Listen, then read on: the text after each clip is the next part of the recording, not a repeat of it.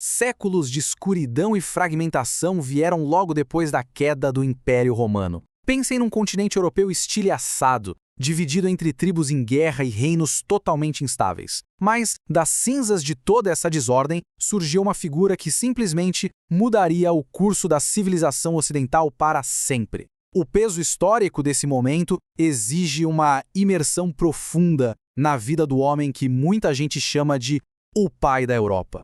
A grande questão que sempre ecoa quando olhamos para essa época é exatamente esta: como foi possível juntar as peças de um continente tão quebrado?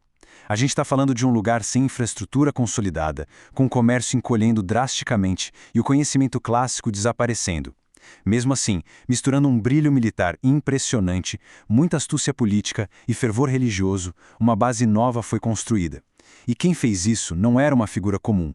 Para começar a entender, olha só esse número: 1,85. Uma estatura de 1,85 metros era, na Idade Média, um gigante literal andando entre os homens, superando com folga a média de altura da época. As análises dos restos mortais dele confirmaram esse dado incrível. E esse tamanho físico formidável acaba sendo a metáfora perfeita para a enorme pegada histórica que ele deixou. Uma presença que dominava tudo, desde os campos de batalha até os salões palacianos.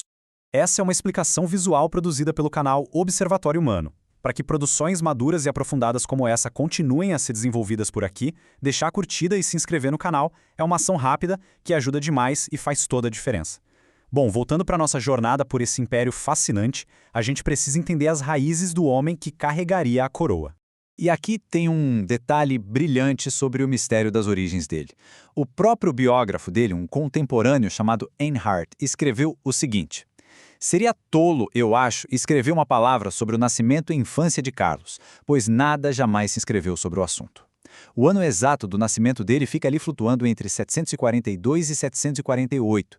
Ele era filho de Pepino Breve e neto de Carlos Martel, figuras de peso da dinastia carolíngia. Mas a juventude do futuro imperador é um mistério, um prelúdio bem silencioso para um reinado que seria estrondoso. A escalada para o poder absoluto foi rápida e sem cerimônia. Depois que Pepino morreu em 668, o reino foi dividido entre Carlos e o irmão dele, Carlomano. Era a receita perfeita para uma guerra civil. Só que, em 771, Carlomano morreu de repente, de causas naturais. E sem pensar duas vezes, as terras do irmão foram anexadas, deixando os direitos dos sobrinhos totalmente de lado. 3 anos depois, em 774, a expansão já engolfava o reino dos Lombardos, lá no norte da Itália.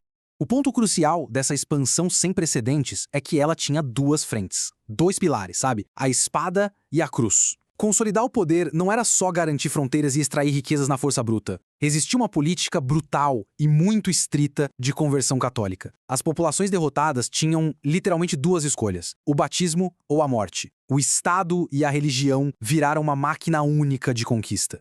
A lista de povos anexados ao Império é gigantesca e reflete décadas de campanhas sem parar. A guerra contra os saxões, por exemplo, foi super longa e sangrenta, exigindo 18 batalhas pesadas durante o século VIII para conseguir uma submissão total. Da atual Alemanha até as fronteiras da Península Ibérica, descendo pela Península Itálica, a geografia política do continente foi violentamente e metodicamente redesenhada. Aí chegamos no ápice simbólico dessa história toda. No dia de Natal do ano 800, lá na antiga Basílica de São Pedro, em Roma, o Papa Leão III colocou a coroa na cabeça de Carlos Magno, proclamando ele imperador dos romanos. Foi uma jogada de mestre.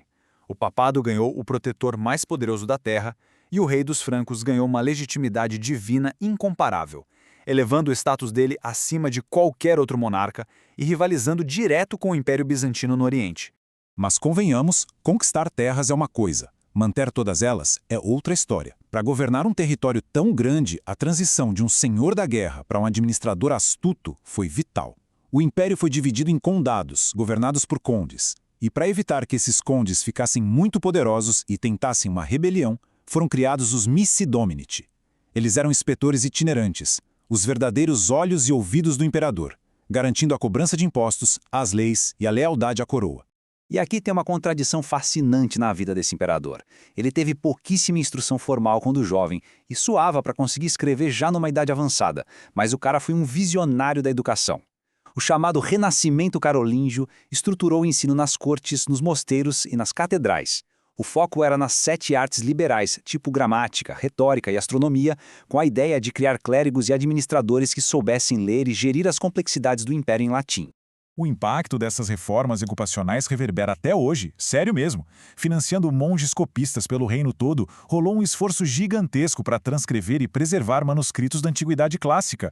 Muito do conhecimento greco-romano que sobreviveu à Idade Média só existe hoje porque foi copiado com muito suor nesses escritórios carolíngios. E, ao mesmo tempo, padronizaram a liturgia da igreja, criando uma identidade cultural em meio a povos muito diferentes. Claro que o xadrez político não acontecia só nas batalhas. Ele também rolava através de uma teia super complexa de casamentos para forjar alianças essenciais. A união com o Desiderata, por exemplo, foi uma tentativa de paz com os lombardos, que foi descartada assim que a guerra pareceu mais vantajosa. Mas foi com Hildegarda que a linhagem imperial foi garantida, dando origem a herdeiros como Luís, o Piedoso, fundamentais para a continuidade dinástica. Falando em família, a dinâmica ali na corte era, no mínimo, peculiar. Os relatos históricos mostram que Carlos Magno simplesmente se recusava a deixar as filhas casarem. Chegaram a surgir rumores infundados, mas a verdade era um pragmatismo brutal, o punho de ferro de um pai. Casar as filhas significava entregar influência para senhores locais e criar novos rivais para o trono. Então o controle sobre o legado era absoluto para não deixar a aristocracia diluir o sangue e o poder imperial. Todo reinado, por mais monumental que seja, encontra seu fim. Em janeiro de 814, na sua capital preferida, Aachen, que hoje fica na Alemanha, o grande imperador sucumbiu a causas naturais aos 71 anos de idade. Ele foi enterrado na magnífica Capela Palatina, uma joia da arquitetura que ele próprio mandou construir. O império e a missão duríssima de manter tudo de pé passaram para as mãos do filho dele, Luís o Piedoso. Com essa passagem de coroa, a história europeia entra numa nova fase. Afinal, o que sobrevive quando um gigante cai? O legado que ficou não foi só territorial. As sementes do que viria a ser o feudalismo europeu foram plantadas através daquele sistema de condados. Além disso, quase todas as grandes casas reais europeias da modernidade traçam a linhagem até a corte carolíngia. O império até acabou se fragmentando depois, mas a ideia de uma Europa unida sobre uma mesma cultura continuou inspirando o continente por mais de 1000 anos. Fica a reflexão sobre o peso das fundações políticas e até onde a ambição humana consegue esticar as fronteiras do mundo. O convite permanece aberto para continuarmos desbravando as engrenagens ocultas da história.